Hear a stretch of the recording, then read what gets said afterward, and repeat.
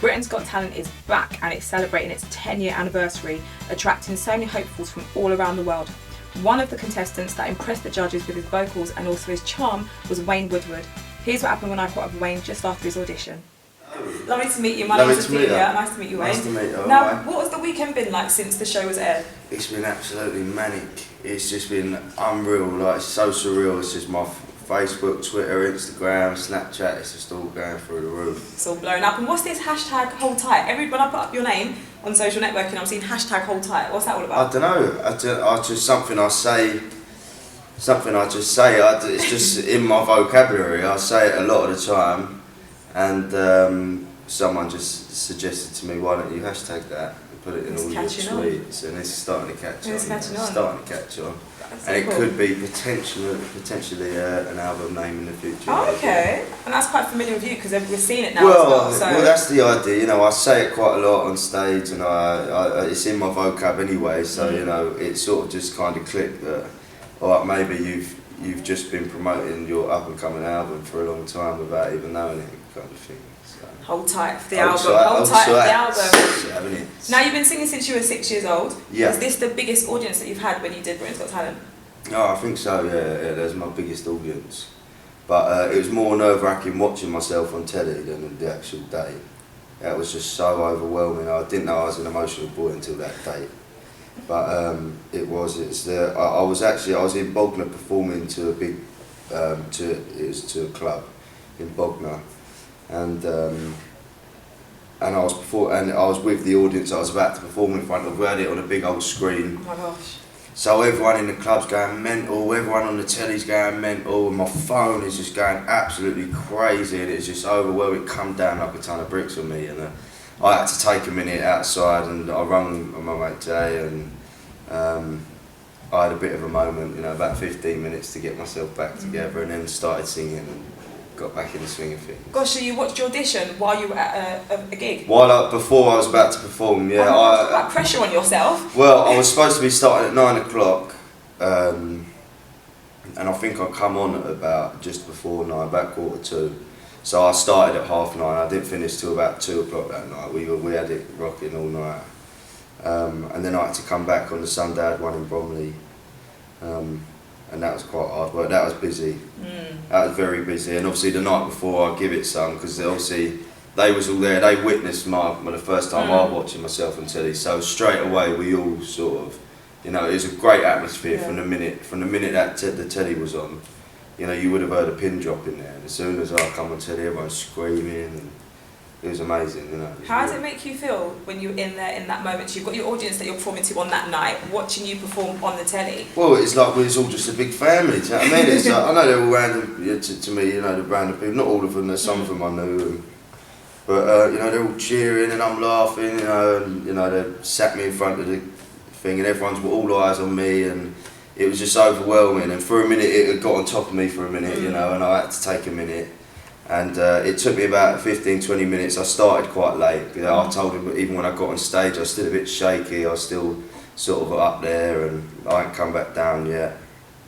And it was just nervous. I was shaking like a leaf. Even that night, going to sleep, I was like adrenaline kicking through me. I was like, go to sleep when I'm shaking, you know. But it's a great feeling. It's a great feeling. It's so overwhelming, And all my family ringing me, very emotional. It was a very emotional day. But as soon as I started singing, you know, they loved it. They really appreciated it, and it was a really good night. That was probably one of my best gigs so far. Oh, sweet. And can we talk about your song choice for Britain's Got Talent? So, why that song? Well, I thought it's Frank Sinatra's 100th anniversary last year, so I thought I've got a bit of publicity. I thought, all right, let's try and, you know, stick with Frank Sinatra and use it to showcase that a little bit, the 100th anniversary. So I think if I get through to the next round, then I might try and stick with Frank. Okay. There's so many I could have chose. I literally just went Frank Sinatra, scrolled through the list, whatever my finger landed on, pick that. All right, we'll go with that. And luckily enough, it was a song that everybody knew, and you know, most people are familiar with that song. So I will try and stick with. If I do stick with Sinatra, try and stick with songs that people are familiar with and stuff.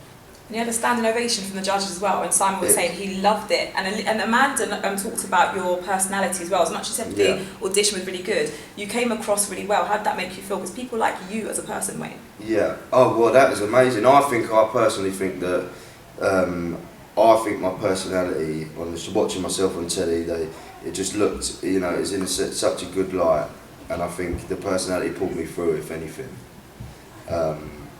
You know, I said to my dad as well, I'm critical of myself anyway, but I thought I sounded pony on the day. I was just enjoying being up there, do you know what I mean? And I could have done it a hell of a lot better.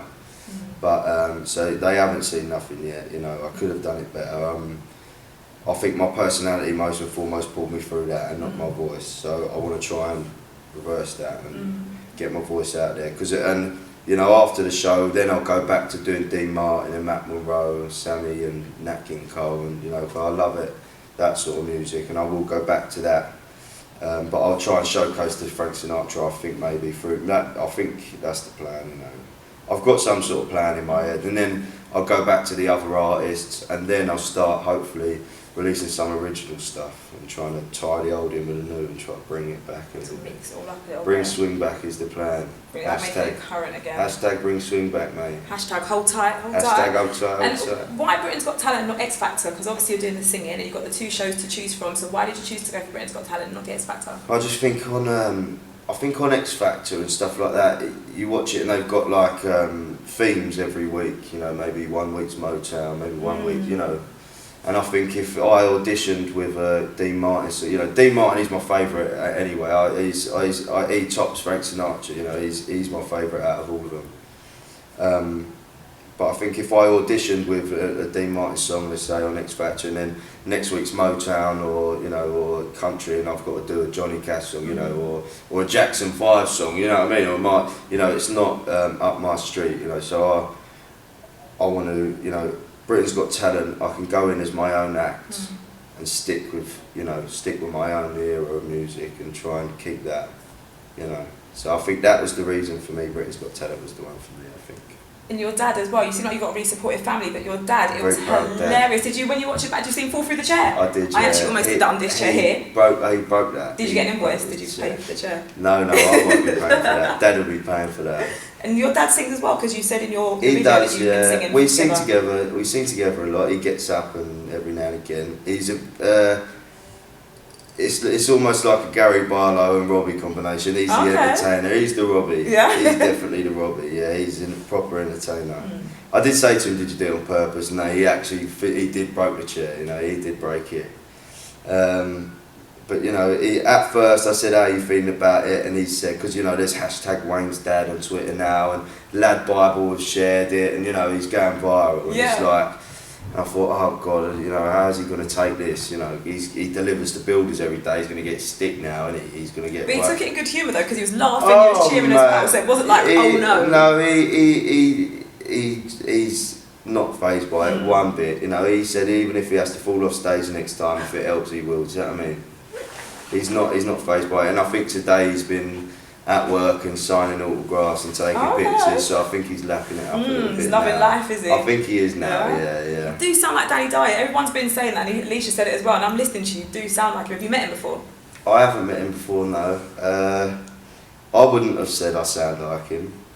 That's the first time I've been told. A couple of people have said it, you know, it has been said in the past, like, you know, here and there, but it's not something that I'd point out, or it's not often pointed out. You know, I wasn't expected to be pointed out a lot on television. You know, but I'm not upset about it. I do like Danny Dye's a wicked actor. Do you know what I mean? Wicked actor. Yeah, all my sisters love him. Do you know what I mean? I'm not upset with it. I'm not upset with it. You're not mad. You're not mad. No, I'm not mad. Not mad at all. I'm sweet with that. Well, thank you so much for talking to me. But finally, do you feel you've got what it takes to win Britain's Got Talent? I hope so. Yeah. I hope so. I've got a lot to learn yet. You know, I've got a long old way to go. I'm not at my peak yet. I've got a lot of learning to do and a lot of things to pick up on and learn. You know, I'm not where I want to be yet. I've got a lot of things to learn, and I've got a very long way to go before I reach my goal in my head. You know, so. Oh well, good luck for everything, and we'll all be watching. Thank you ever so much. Cheers. Stay tuned for more Britain's Got Talent info from me, Ophelia Dennis for Unreality TV.